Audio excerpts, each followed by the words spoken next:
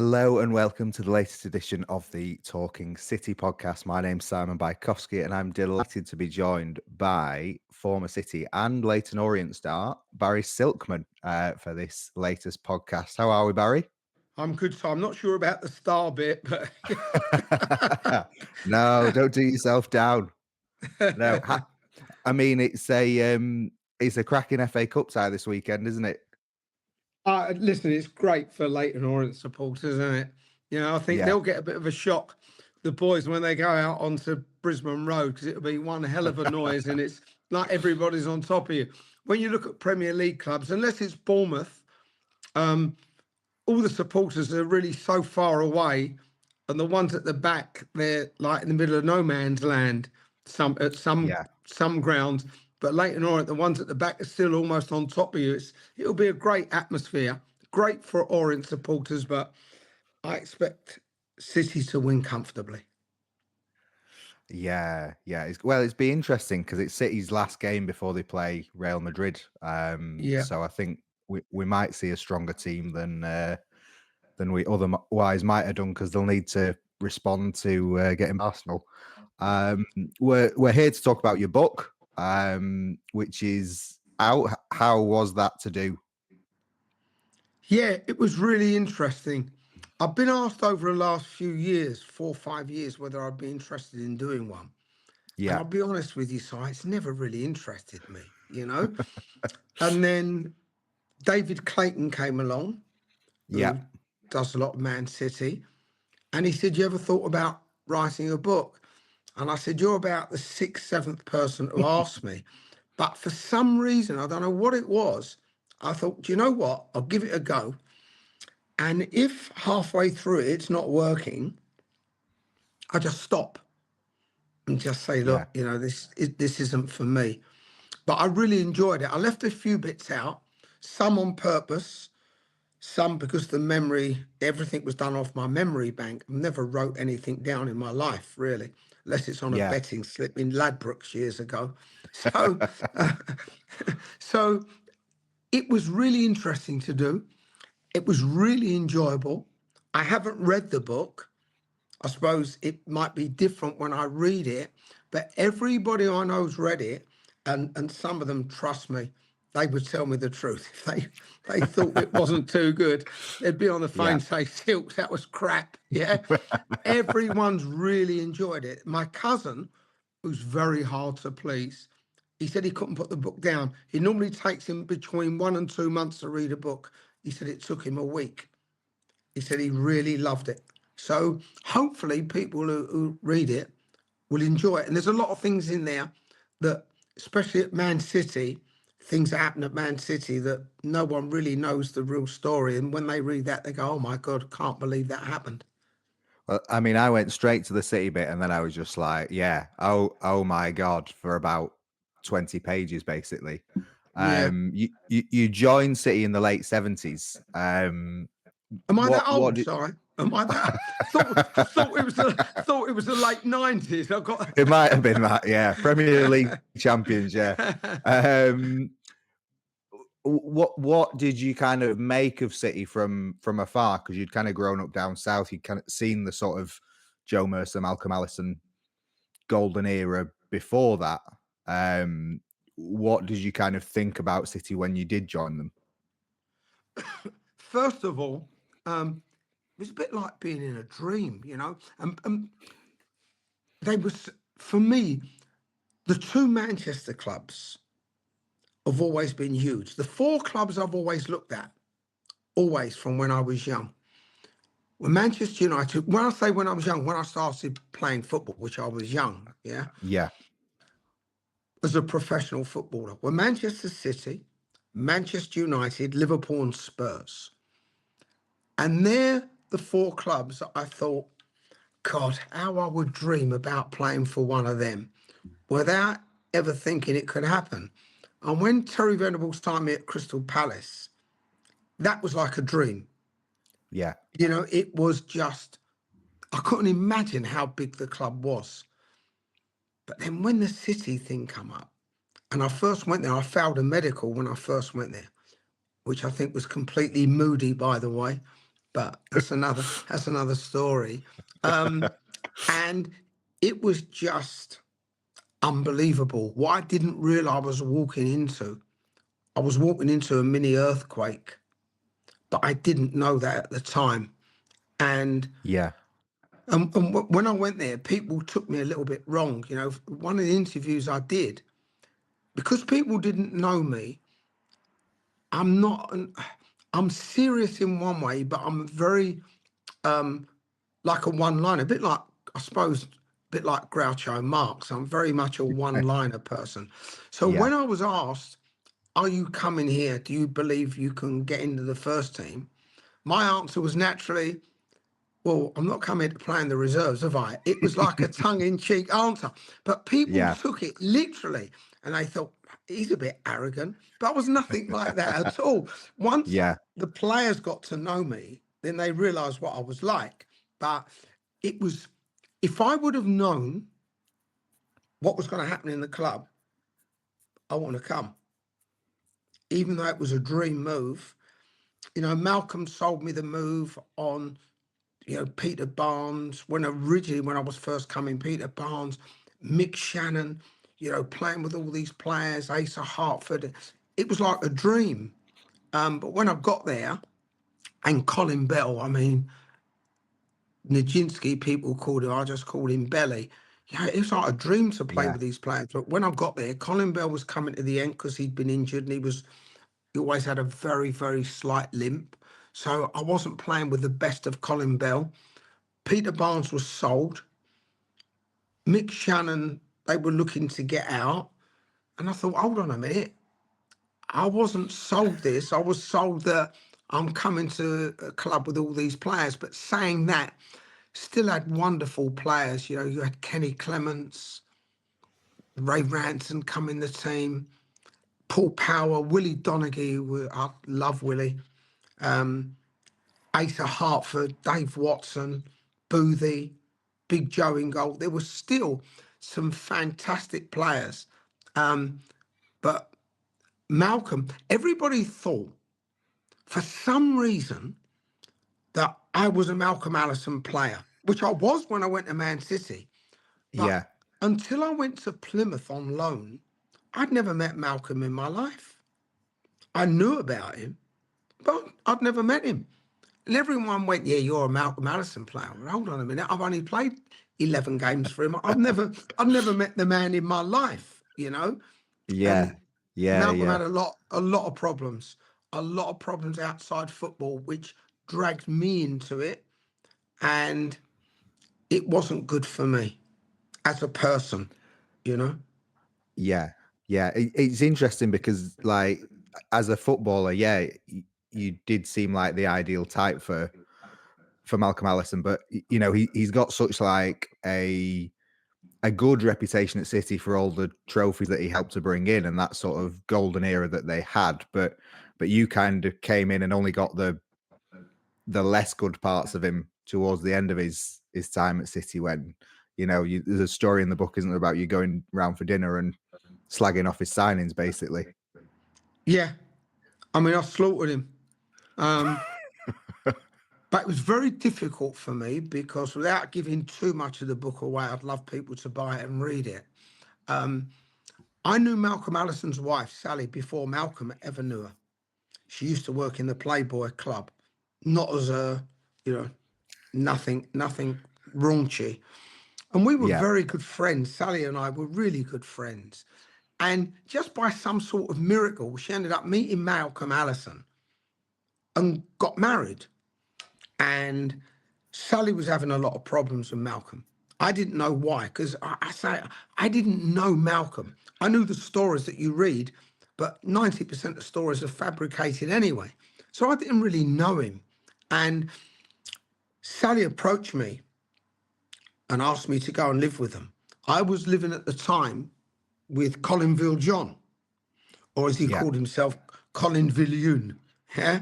And we knew him as the Vilge. That's what he was, to make it easy for everyone. Right. So I was living with the Vilge, having a great time. Yeah. A lot of women on the firm at the time. And it was the football was great. training. The lads were brilliant. Once they understood me, they were absolutely different class. And Sally called me, and in them days, there's no mobile phones. So she called me at the Villages place and asked to see me. And I went to see her, and she said, Silk, I've got major problems with Malcolm. She explained the problems, which I would never go into in detail publicly. And she asked me if I would go and live there and try and help her get through this situation.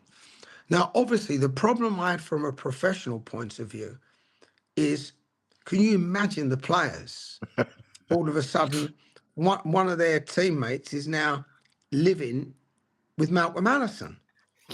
Don't look too clever, does it? You know? But I have to be honest, Si, I've always put my life, my friendships before me and before my profession. So the choice I had was possibly ruin my career by going there, or not going there and letting down, which was a really, really good friend. So there was no contest. There was no contest. My career, so it ended there to pick up somewhere else. Sally's life, if that one way or the other went completely wrong, she might never recover. I could always recover. And I was very strong-willed, same as I am today. I'm very, very strong-willed person. I don't let too many things affect my life, you know. And like this podcast we're doing today, a lot of times people would have said, you can't do it today, because today is the 9th anniversary of my late ex-wife passing away.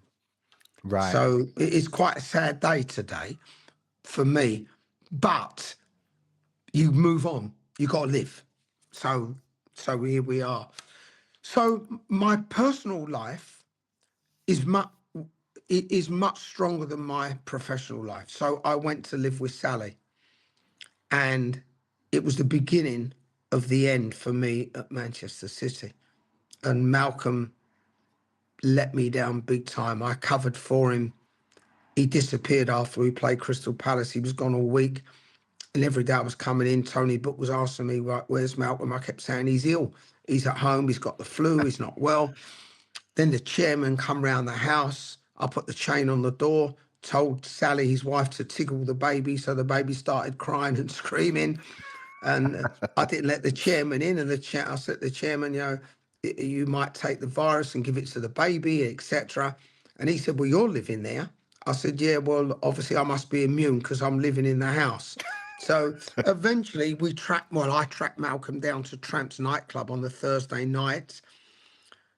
He turned up on the Friday morning. I picked him up at Piccadilly station.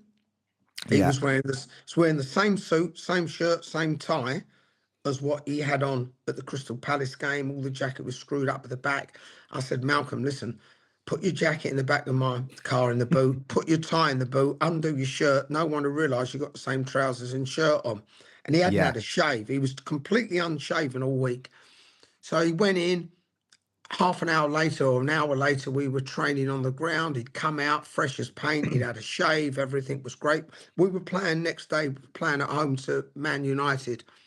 And that's it. I explained what had happened, how I'd covered for him. And he said, Silky, I owe you so much. I can't thank you enough. Yeah. I said, I think you need to apologise to Sally. You don't need to apologise to me. You need to apologise to your wife. You've got a newborn baby. You've got a wife who's under pressure. You've gone and disappeared because you got beat to Crystal Palace. Big deal. It's a football match. Yeah. Who cares? Your family's got to come first, Malcolm. You've got to change your way of thinking, mate. You know, and I'm not sure he took to that too much, but that's how life is. Family comes before your work. So we went, we trained, we finished training, and we did all the free kicks on the pitch. I was taking all the free kicks from the right-hand side and the corners. Paul Power was taking them from the left-hand side. We went over the way what Man United did with their free kicks, how we were going to stop their free kicks, their corners, etc. We came off, had a shower. When we finished, they said we've got to hang around and wait for the team sheets to go up, which is very unusual. The chairman was there. and he went off with Malcolm, and Tony Book just walked off. About an hour later, the team sheets went up, and I said, boys, see you tomorrow. And Ace at Hartford, I'll never forget, he went, Silks, I think you better have a look at the team sheet. I went out to look, and I was the 14th man for the reserves. And it Yeah. turned out that Peter Swales pulled Malcolm in. Malcolm told him the truth, that he'd been missing a week and that I had lied for him. And Peter Swales said, I don't want to see you back at the football club again. So in effect, Malcolm threw me under the bus. Would I do the same again, Si? Yeah, I would, mate. I would. So I was gutted because I loved the club, loved the supporters, loved the players. I just loved the club. Yeah. How difficult was it for you as someone who, you know, clearly values personal friendships and relationships so highly then that, you know, you basically got done because you did get chucked under the bus? Yeah, I did. Yeah, what was I didn't hear the beginning of the question. Sorry, you went off. Just how difficult was it to take that, you know, you weren't kicked out for football reasons, but you, as someone who values personal relationships and friendships so highly that, you know, you'd done all that for the manager and then he turns around and does that to you? I was really pissed off with Malcolm. I never spoke to Malcolm for years and years and years and years and years and years. Yeah. So, but as I say, I would do the same again. But it also made me realize that everybody has different values. It doesn't make you right and wrong. It's just how life is. We all have different values of life. That just Yeah. happens to be my value. It doesn't make me right and it doesn't make me wrong. But what Malcolm did, I think if he was going to do something like that, I think what he should have done is said to the chairman, look, we need a meeting and we need Silky to be in the meeting with us and we need to talk because we'll explain or I'll explain everything. And then sat there and then I could have said what I wanted to say. Then the chairman could have made a decision. And if he still wanted to throw me out, then so be it. But I didn't get that. I didn't get that chance. And that's what upset me a lot, you know. So I never spoke to Malcolm for many, many, many, many years. And years and years and years later, after I'd finished playing football, I was at a charity and Malcolm was the main guest and he got up on stage and he was going to auction a couple of football shirts. And he said, I would like to invite to the stage somebody who's very close to me, Barry Silkman. Silky, can you come up with me? I really didn't want to get up. But by not getting up, I would have embarrassed him and I would have embarrassed myself. So I had no option other than to get up on stage. So I didn't speak to him. I said hello, no conversation. I got off the stage. And then a couple of years later, he was having a testimonial match at Crystal Palace. And I got an invitation. And on the invitation, it said, Malcolm wants you to play more than anyone else that's been invited. And again, I didn't want to say no because I think I'd have let myself down and the people who organised it. And I went, I said hello to Malcolm and he didn't know what to say. I could see he was really embarrassed. And I said to him, how's Sally? He said, I'm not with her anymore. And in my own mind, I thought, well, it's not a shock, but I didn't say anything. And I just said, oh, I've not spoke to her for a few years. And I hadn't spoke to her for about 3 years. And then she contacted me a while later. She'd been very ill. So that's why she hadn't contacted me. And sadly, she passed away young. She was lovely. And I didn't speak to Malcolm again after that. I played in the testimonial match and I never mentioned anything to Malcolm. I never brought it up because it's gone. You know, you can't change the past. You can only try and affect the future. So I just let it go. But I was very, very disappointed in the way it was done. Should Malcolm have told the chairman the truth? Yes, without doubt. But he should have had me in the meeting and given me a chance to say how I feel about life and the reason I did it. And then the chairman can say, well, I still think you're an arse and you can go. Or do you know what? I can't agree with you, Silky, but okay, I can live with it. I just didn't get that chance. Yeah. I away from that, you know, do you still have a lot of positive memories of the club from, you know, that great goal in your debut, or, you know, the team that you were with? How do you look back on your time at City? Listen, I only played about 17 games or 18, I can't remember what it was. The lads were brilliant. I had no preconceived ideas. It was the highest level I'd ever played at. And it was the first time I was playing with loads of internationals. I mean, before I played with a lot of fantastic players: Kenny Sanson, Ian Evans, Jimmy Cannon, David Swindlers, Nicky Chatterton, John Burridge. Kenny Sanson was fantastic. Ian Evans. I played with some fantastic players. But this was the first time I played in a team full of internationals. So I had no preconceived ideas what they were going to be like as players or people. I knew they had to be really good. Um, and I suppose my biggest memory was they ended up taking to me, and I still speak to some of them today. And I thought there were some great lads. As I said, Joe Corrigan, Dave Watson, Willie Donaghy. I love Willie. Paul Power. So many. Ray Ranson, Kenny Clements. Some real lovely people. Mick Shannon, who I still saw for years later at horse racing every now and again. There were some real lovely lads. And I take away that I was very lucky to not just play with those players. I was lucky to meet those players because they were lovely guys. There was no arrogance. We never earned the money then for anyone to be arrogant. There was no arrogance. There Yeah. was no conceitedness. There was no flashiness. There was no driving round in great big sports cars and headsets on your ear holes and no one ever talking to each other. We never had that.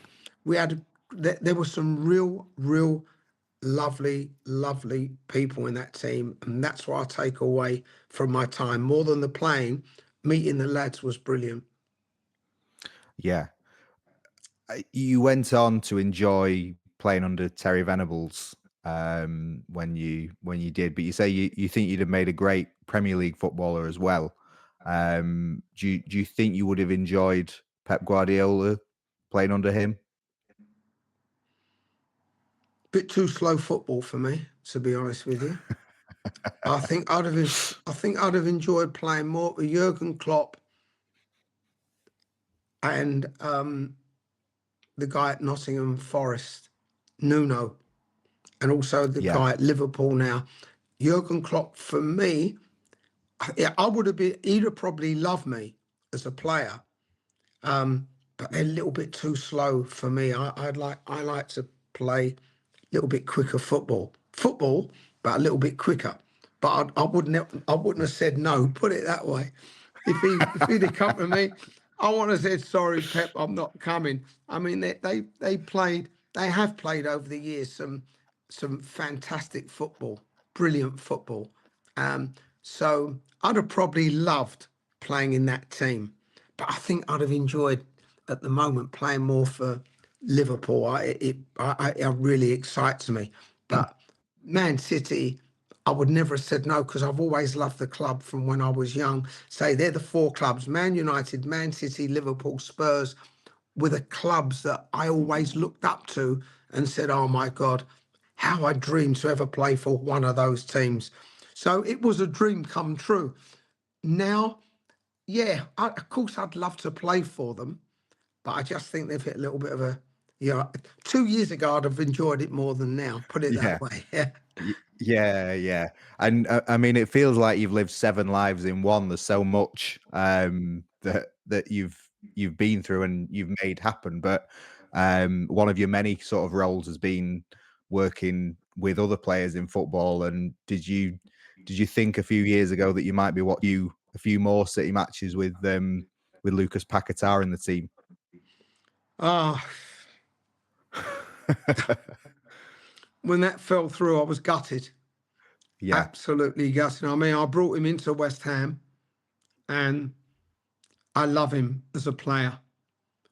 He had Man yeah, City written all over him. Why they never bought him from France? I mean, they must have had some sort of scouting system that saw him.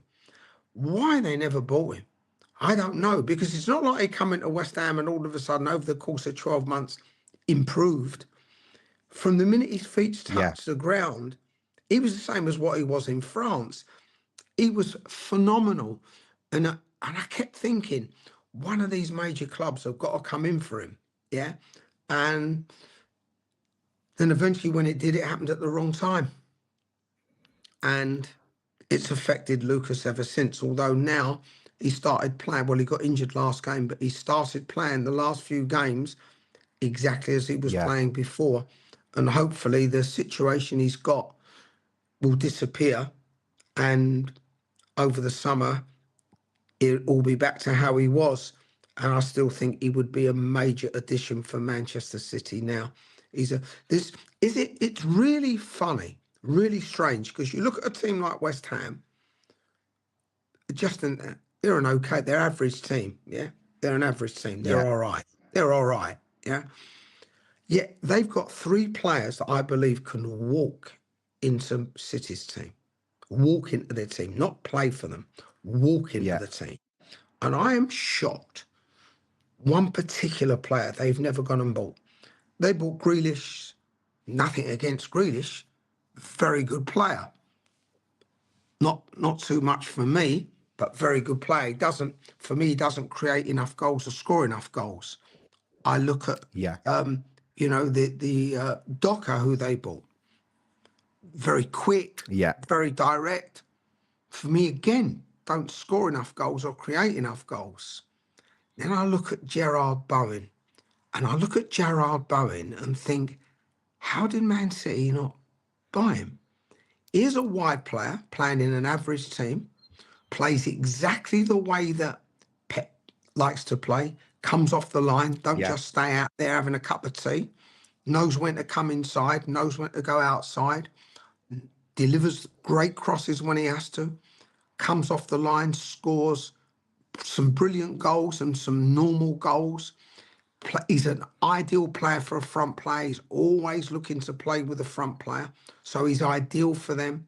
He's ideal for midfield players. He makes some great runs, yet never, ever been on City's radar, which I find, and by the way, I'm not his agent, I find incredibly strange. Kudus the same. I look at Kudus, and I'm looking at Mo Salah leaving Liverpool. If Liverpool don't buy Kudus as a replacement, the game's gone, because he is brilliant. I mean, they got 3 brilliant players, West Ham: Kudus, Bowen, Paquetá. Yeah, midfield is okay, and everything else is just okay. But those 3 players, how City have overlooked Bowen. To be fair, Liverpool tried to buy him 2.5 years ago, but the offer wasn't accepted. It wasn't it wasn't a big enough offer. Now they probably would go to Kudus, probably. But Bowen has been overlooked. And I just think that the recruitment at the club, for the first time in the last 18 months, 2 years, has not been good. Yeah. I don't think it's been that. I think they've bought players to be where they are in the league, if that makes any sense. They haven't. You've got to look at all the players they've bought. How many of those players can get into Liverpool's or Arsenal's team now? How many? Yeah. So I think they've let themselves down a bit on the recruitment. That's my opinion. I mean, also, Declan Rice, I think they overlooked Declan Rice as well. Well, it felt like that 2023 window when they just won the treble, mind, but then they had a bit of a nibble at Declan Rice, but didn't want him as much as Arsenal. And then they go for Paquetá, and everything looks to be on course for that. And then they end up with Mateus Nunes, and Nunes hasn't done it. Well, he's not. He was never good enough. He's good. Don't get me wrong. He's not going to get you into the top 2 or 3. He's just not that level of player. Yeah. And did you think that? Do you think Paquetá would have got done if he hadn't had this situation with the FA? Yeah. Oh, the deal was done. Yeah. The deal was done. Yeah, it was done. But then this thing with the FA come up, I'm hoping it all disappears in the summer. Can't Yeah. go into detail. I can't go into detail on here, obviously. Yeah. And I still think he would be a fantastic buy for them. I think he's a level higher, maybe 2 levels higher than what they've bought. He's amazing for front players. He's amazing for wide players. He creates so many chances for Kudos, for Bowen. His link-up play everywhere is superb. He plays passes, little 10, 15-yard passes that release other midfield players that you don't even see the pass till after he's made it, you know? He's got Yeah. this Yeah. amazing knack of playing the ball into a space for someone, and no one sees it until the ball's gone there, you know? I think Yeah. he's a wonderful player who, if things go well for him this summer, would make an amazing addition for Pep. And to be fair to Pep, I think at the time he said, I think he's one of the best players in the Premier League. And Yeah. he's not wrong. I've got to tell you, he's not wrong. You clearly enjoy spotting talent in players, and you've done it for so long. Did that kind of come naturally to you when you playing and you just carried it through? Yeah, when I was a player, since I was 15, 16, I've been able, for whatever reason, I've been able to look at a player and go, yeah, he's fantastic, or he's really good, or he's good, or he's not good. I've always been able to do it. The biggest thing that I can, 2 things that I can say that happened. One, when I went to Crystal Palace, Terry asked me to look at a player in training for the first few weeks, tell me what I thought. After the very first training session, I said to Terry, he's a right back. Yeah.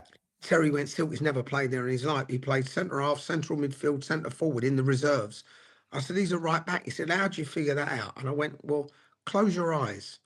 And he went, what? I said, close your eyes. So he shut his eyes, and I told him, I said, this is everything he does good. I said, forget about what he can't do, because you never buy a player or pick a player in a team on what they can't do. You only pick them on what they can do. So I'd said everything that he done well and how he done it. And I said, what have I just described to you? He said, you've described the fullback. I said, that's what he is. And he put him fullback. Player thought Terry was off his head the first game pre-season in Holland. He was outstanding and ended up playing for England under 21s that year. Paul Hinchelwood had a great career as a right back. So I've always been able to do it. And then the next thing was Lucas Neal. I took Lucas Neal on trial to Queen's Park Rangers. And at the time, their manager was Ray Wilkins, God rest his soul. Then they had Billy Bonds and Johnny Hollins, God rest his soul, as well as the coaches. And they brought him on for 22, 23 minutes against Stevenage in a pre-season game. And he was the biggest certainty I've ever seen to be a footballer, ever, on what I saw. Because Yeah. what I used to do is watch the player. Other people would watch the game. I'd watch the player. The ball could be at one end of the pitch. I'd just be watching the player. I want to see his knowledge of the game. I want to see what he does. Everything I want to see about that player. And after 20 minutes, you know how good that player is. Then the next thing you take in is how good is he, all the time on the ball. Does he give it away? Does he make the right decisions? He was a certainty. And after the game, he'd been there for 2 weeks or 3 weeks. And after the game, Ray Wilkins said, I wish I could have him back again because I can't make my mind up. Billy Bonds said he's got no chance. Johnny Hollins said he's got no chance. And a guy called Chris Gila, who was their chief scout, said he's got no chance. And I looked at him. I said, lucky you don't do what I do for a living, because you'd go skint in a month. I said, he is a certainty. He went back to Australia. I phoned up Mick McCarthy, the manager of Millwall. I phoned up Reg Burr, the owner of Millwall. I convinced them to sign him without looking at him. They signed him without looking at him. He went on, had an amazing career. Ended up, funny enough, being captain of West Ham at one time. Yeah. So that was my ability to spot a player, and that's never changed. The biggest problem we've got is when no one takes any notice of you. As in Zinedine Zidane, the scout at Newcastle, thought I'd made a massive mistake in tipping him up. He thought he was useless, yeah? And no one had even heard of him in this country. So it gets very frustrating even now when I see a player and I go, this player is a certainty, as in Endrick. I saw Endrick when he was 16 and a half. And when he was 17, I tried to bring him here for 15 million euro. The club I was taking him Yeah. to said no. And I said, he'll end up at somewhere like Real Madrid. And they laughed at me. And only 8 months later, 8 months, that's all, signed a pre-contract with Real Madrid, 45 million euro. Martinelli, the same, ended up 2.5 million going to Arsenal. A lot of players that I've seen that I've tried desperately hard to bring here, when people say Yeah. no, you think, I know I've not made a mistake. And then those players have gone on to become stars, some of them superstars. Yeah. One of them, the best player Yeah. in the world. Yeah. Even Declan Rice. When I saw Declan Rice first train at West Ham, Slaven Bilic was Yeah. manager and they were ready to let him go. And I said to David Sullivan, you can't let him go. They had another player there called Reece Oxford, who they rated far higher. And I said, Yeah. whatever Reece Oxford does, Declan Rice will be 5 times better. I said, now, don't get me wrong. I'm not going to say you're selling one day for 30 or 40 million, but I bet you get about 10 or 15 million quid for him. I was out by 85 million. Yeah. But I said, he is miles better than Reece Oxford. And David Sullivan said, you're the only one that thinks so. I said, then I'm the only one that's right. Reece Oxford ended up going to Germany and having an okay career. Declan Rice has took off. Yeah. So I'll stand on my judgment with anyone, but it really frustrates me. I always think, I wish someone would have paid me a load of money every year Yeah. to find their players from, forget computers, forget data, forget all that, all a load of nonsense, complete and utter nonsense. The only thing that tells you is your eyesight, because data doesn't tell you whether the player made the right or wrong decision, whether he could have hit a better pass, whether he was in the right space to receive the ball. As a midfield player, as a defender, it doesn't tell you whether centre half is square on, doesn't tell you whether he's a ball watcher, doesn't tell you whether he's a good marker, doesn't tell you whether he can read the game, don't tell you anything. All it gives you is stats. Your eyesight tells you everything. And I wish someone would have come along, even now, and said, you know what we're going to do? We'll give you 1 year. And I'll tell you a great story. Steve McLaren. When Jim Smith was manager of Derby County, Steve McLaren was assistant Yeah. manager. And I was taking a player to Derby on trial. And Jim Smith introduced me to Steve McLaren and said to Steve McLaren, if you're ever a manager, see this guy, it's the best judge of a player you've ever met in your life. If he tells you to sign someone, don't ask your scouts, just sign him. Yeah. And I had that relationship when Steve went to Middlesbrough, and I took him a lot of players. Every one of them players was fantastic, including Yakubu, Doriva, Rockenbach. All these players were fantastic, and they got into what is now the Europa League final at Yeah. Middlesbrough, which was huge Yeah. for them. And then Steve McLaren went, my relationship disappeared. And even a few years ago, Steve Gibson said, I would love to bring you back here to put my team together. He said, if you could get us in the Premier League, I would give you a fortune. And we were going to do it. They changed managers, and the new manager, who I won't name, said, no, I don't want Silky picking my players for me. And since then, they are what they are. But I know that I could have gone there, just give me the budget, the manager, the coach, however you want to call him, what type of football do you want to play? Watch his teams play. And then he says to me, I need this, this, this, this. I'd go and find much better players than they do, because I know where all the players are, and I'm not looking at data. I'm not looking at all that. I'm not interested in data. I'm only interested in my eyesight. So if the team now, let's say, for example, someone like West Ham, I don't know, said to me, Silk, Yeah. here's X amount of money. Yeah, we won't question you. Sign the players. Even now, last night, a player was playing for Chelsea. I could have took to West Ham for zero, no money. And this morning, David Sullivan said, I think we made a bit of a mistake there, not listening to you. The player is worth 40, 45 million pounds. I could have took him on a free transfer. And he's young and he's in his 20s. So the one thing I'm good at, well, two things I'm brilliant at in football.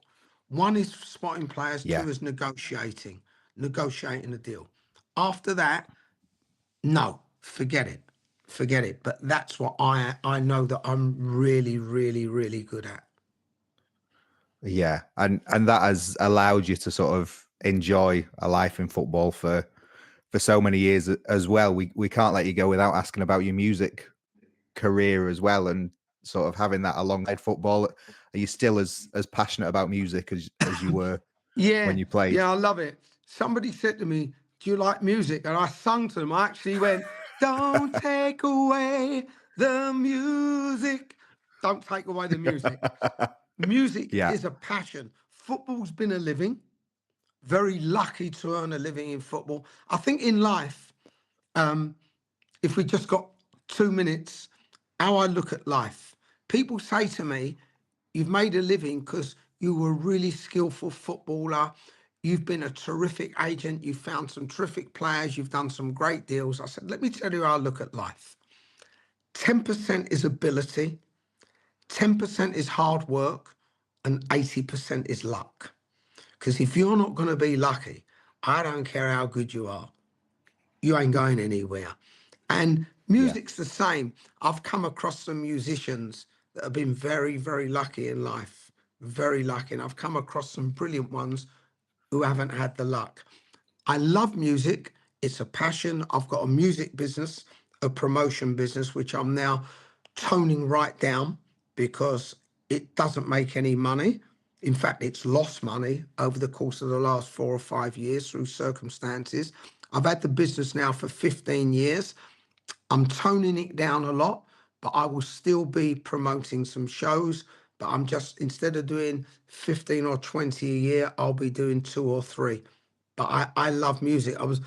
If you read the book, you see how close I've become to being a singer. Probably lucky I never, And I think in life, you always end up where you're meant to end up. And I ended up in football. Yeah. That's a very nice way of putting it. I feel like we could speak for many hours more, but we best leave it more and not take up any more of your time. But thank you very much for joining us, especially today. And are you going to the game on Saturday? Do you know what? I've been asked to go and sit in the director's box. I can't go. I'll tell you why. I want both teams to win.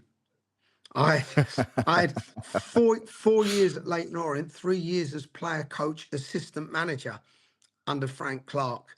And I've got a lot of passion for the club, a lot of passion, and I was raised in the East End of London as well. So it was always quite a local club for me. It was only ever a 15-minute drive from where I lived. So I've got massive passion for Leyton Orient. But Man City have always been special. They were special before I went there, and they become even more special afterwards. So I can't split who I want to win. So I've actually been asked by 3 different people to go to the game, and I've turned down all 3 of them because when someone scores, I want to be on my feet. So I'm not going to look good either way. So I'd rather take a back seat and let it happen. But I think City will win comfortably. I think Pep should play the best team he can, even just to get confidence back into everybody after the last game. And I still love City, and I'm hoping that they can come back next season with the type of players that are now on their way out, that they can find that class of player again and get back to playing that style of football, Yeah. No, I think every listener will add to that as well. But thank you so much for your time, and thank you to everyone for listening, and go out and buy the book, because it really is a hell of a read from page one. And we will be back for the next episode after the Leyton Orient game before Real Madrid. as a nice contrast for you. Yeah, thanks for listening, and we'll see you again. Thanks.